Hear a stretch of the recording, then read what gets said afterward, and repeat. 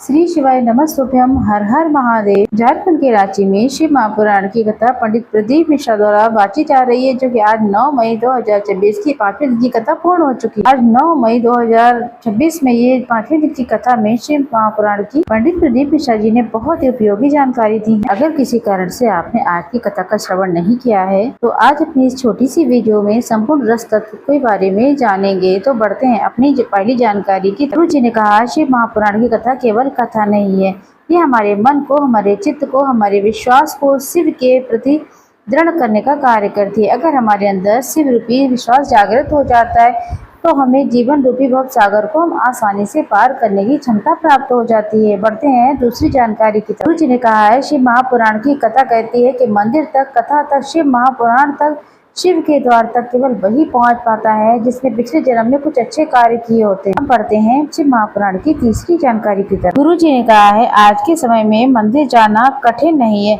बल्कि उस मंदिर में बैठे शिव पर विश्वास करना आज के समय में सबसे कठिन कार्य है। कहते हैं अब चौथी जानकारी की तरफ। गुरु जी ने कहा है, पूरे झारखंड राज्य को मैं प्रणाम करना चाहता हूँ, हृदय से आभार व्यक्त करना चाहता हूँ, क्योंकि उनके हृदय में शिव बसे हुए हैं।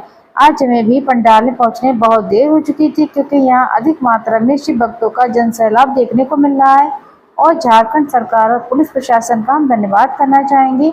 उन्होंने इतने बड़ी जन सैलाब को संभालने की व्यवस्था की है, जो कि देखने लायक है। अब बढ़ते हैं अपनी अगली जानकारी की तरफ। गुरु जी ने कहा है कि एक व्रत है जो पुराणों ने छुपा कर रखा हुआ था, जिसने कभी किसी ने प्रकट नहीं किया, उसे प्रकट करने का कार्य शिव महापुराण ने किया है। वो कौन सा व्रत है? वो व्रत है पशुपतिनाथ व्रत, क्योंकि यह व्रत आपकी हर प्रकार की मनोकामनाओं को पूर्ण कर देगा। क्योंकि यह व्रत इस संसार का हर जीव रख सकता है, हर जंतु रख सकता है, प्राणी रख सकता है, स्त्री पुरुष बच्चे सभी इस व्रत को धारण कर सकते हैं। एक बार अगर आपने इस व्रत को धारण कर लिया, संसार सागर में आप अकेले नहीं होते हैं। कदम से कदम चलाने वाले स्वयं शिव आपके साथ में चलते हैं। बढ़ते हैं अगली जानकारी की तरफ। गुरु जी ने कहा है कि आपने किसी से भी पूछे कि अगर किसी ने पशुपतिनाथ व्रत किया है तो उन्हें क्या प्राप्त हुआ। यहाँ पर कुछ ऐसे लोग मिलेंगे कि आपको कि एक ही व्रत करने से जो हमारी सारी मनोकामनाएं पूरी हो गई। वहीं दूसरे ये भी लोग मिलेंगे और कुछ ऐसे लोग भी मिलेंगे कि हमने 3 बार पशुपतिनाथ व्रत किया लेकिन हमारी कोई भी मनोकामना पूर्ण नहीं हुई। इसका एक ही कारण है, हम आपको बताते, आपकी फाइल बहुत मोटी है। आपके पिछले जो कर्म है, पिछले जन्मों के जो कर्म है वह कट रहे हैं। जैसे ही कटेंगे आपकी सारी मनोकामनाएं पूर्ण हो जाएंगी और कटने का सिर्फ एक ही हल है, 1 लोटा जल। अब बढ़ते हैं अगली जानकारी की तरफ, यानी कि छठवीं जानकारी। गुरु जी ने कहा, शिव जी की कावड़ लेकर चल रहे, अब आपके मन में ये ख्याल आ रहा है कि ये शिव की कावड़ लेकर मैं जा रहा हूँ, आपके पाँव में छाले हो जाएंगे और आप अपने गंतव्य तक नहीं पहुंच पाएंगे। अगर आप ये सोचेंगे कावड़ स्वयं शिव लेकर जा रहे हैं, शिव का आशीर्वाद मुझे प्राप्त है तभी मैं चल पा रहा हूँ, तो आप कितनी भी लंबी कावड़ क्यों होना हो, आप थकते नहीं हैं और आप अपने गंतव्य तक पहुंच पाते हैं। बढ़ते हैं अगली जानकारी के तरफ। शिव की निंदा से भक्त की निंदा, शिव महापुराण की निंदा, शिव के उपासक की निंदा न कभी करना चाहिए, न कभी सुनना चाहिए। दोनों ही बराबर के पाप हैं।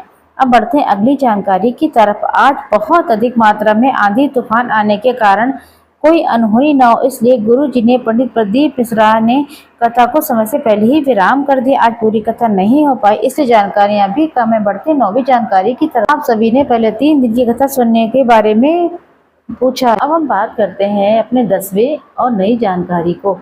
कल 10 मई 2026 है, शनिवार, और लक्ष्मी नारायण वाला उपाय। अगर आपके जीवन में बहुत ज्यादा परेशानियां देखने को मिल रही तो आपको शनिवार का एक नियम धारण कर लेना है। शाम के समय प्रदोष काल में सूर्यास्त से पहले और सूर्यास्त के बाद का जो 45 मिनट का समय होता है वो प्रदोष काल का समय कहलाता है। उस समय आपको पीपल के वृक्ष के नीचे जाना है और घी या फिर तेल का एक गोल बाती का दीपक पीपल वृक्ष के नीचे शाम के समय प्रज्वलित कर देना। मात्र इतना सा ही काम करना है। कर्ज मुक्ति प्राप्त होती है, धन संबंधी समस्याएं होती है वो दूर हो जाती है। प्रत्येक शनिवार को ये उपाय जरूर करें, लाभ जरूर देखने को मिलेगा।